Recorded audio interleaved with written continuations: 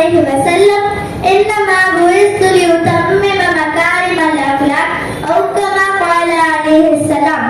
کچھ کفر میں فتنے پھیلائے، کچھ ظلم نے شعلے بھڑکائے، کچھ کفر میں فتنے پھیلائے، کچھ ظلم نے شعلے بھڑکائے، سینوں میں عداوت جاگ اٹھی، انسان سے انسان ٹکرائے، پامال کیا برباد کیا کمزوروں کو طاقت والوں نے، پامال کیا برباد کیا کمزوروں کو طاقت والوں نے. جب ظلم و ستم حد سے گزرے تشریف محمد لے آئے صلی اللہ علیہ وسلم. عالی جناب صبر وقار قابل احترام اساتذہ کرام، عزیز نامعین، میں نے آپ لوگوں کے سامنے قرآن کریم کی ایک آیت شریفہ اور آقا دو جہاں صلی اللہ علیہ وسلم کی ایک حدیث مبارکہ پڑھی ہے، جس کی روشنی میں کچھ باتیں عرض کرنا چاہتی ہوں. قرآن شریف میں اللہ تعالیٰ نے ہمارے آقا تاجدار مدینہ احمد مصطفیٰ محمد مصطفیٰ رسول عربی صلی اللہ علیہ وسلم کو فرمایا، اے نبی، ہم نے آپ کو ملک عظیم سے کر بھیجا. یوں تو تمام انبیاء کرام بہترین اخلاق لے کر دنیا میں تشریف لائے اور اپنی اپنی امتوں کو بہترین اخلاق کی تعلیم دی، لیکن رسول اللہ صلی اللہ علیہ وسلم کی شان ہی نرالی ہے کہ وہ خود اعلیٰ اخلاق و کردار کے مالک تھے، اور انہوں نے ارشاد فرمایا، میں دنیا کے لوگوں کو بہترین اخلاق کا سبق پڑھانے کے لیے بھیجا گیا ہوں. عزیز سامعین، ذرا تصور کی نگاہ سے 1400 سال پیچھے کی طرف دیکھیں، جب ساری دنیا میں کفر و شرک کی بھگور گٹائیں چھائی ہوئی تھی، ظلم و ستم کی آندیاں چل رہی تھی، جھوٹ فریب مکاری اور حیاتی اپنے اپنے عروج پر تھی، یہ دنیا ہر قسم کی برائیوں سے بھری ہوئی کرا رہی تھی اور کسی مسلح ریفارمر کی بدنسیت تھی. انسانیت رب کائنات سے فریاد کر رہی تھے. ایسے میں رحمت الہی جوش میں آئی اور مکے کی سمیات سرزمین پر محمد عربی صلی اللہ علیہ وسلم رحمت للعالمین بن کر تشریف لائے. اس کی روشنی کے کرنوں سے کفر و شرک، ظلم و زبردستی کی تاریکیوں کو دور کرنا شروع کر دیا.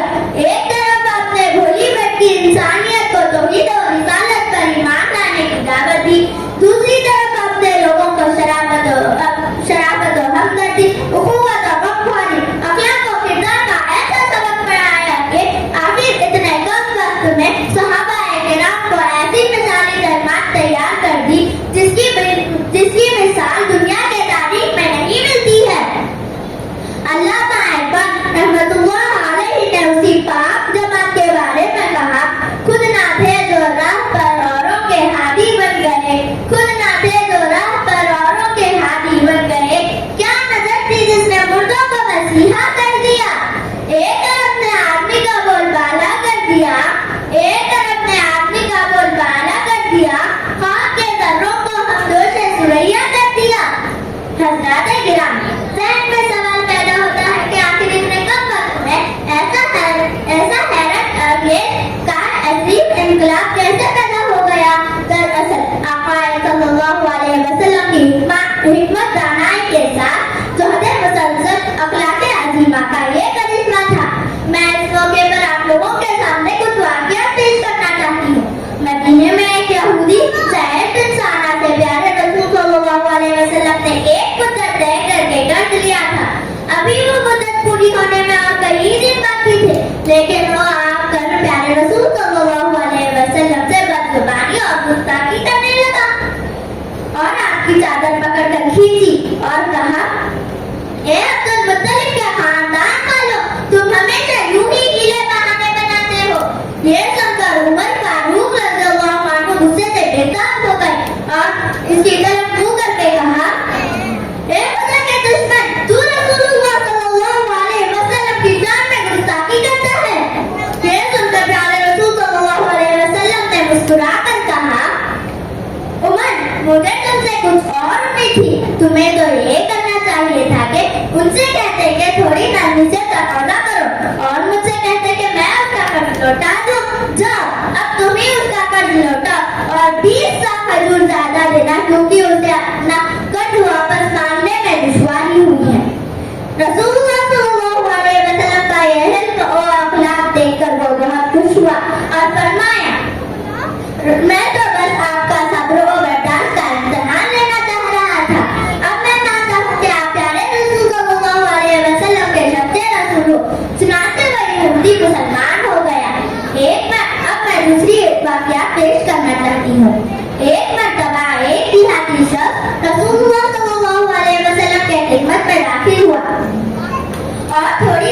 अब उसे कुछ जरूरत महसूस हुई और वो चौहद मस्जिद नबवी में ही एक तरफ जाकर पेशाब करने लगा।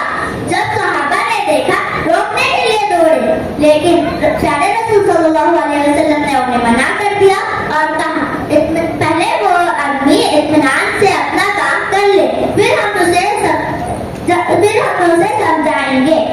जब वो अपना काम इत्मीनान से कर चुका था तो रसूलुल्लाह सल्लल्लाहु अलैहि वसल्लम ने उसे नरमी से कहा, ये मस्जिद अल्लाह ताला का घर है, इसे गंदा नहीं करना चाहिए, और उसे प्यार से समझाया। वो बहुत मुतासिर हुआ। जब उसने जाने का इरादा किया तो प्यारे रसूल सल्लल्लाहु अलैहि वसल्लम ने उसे एक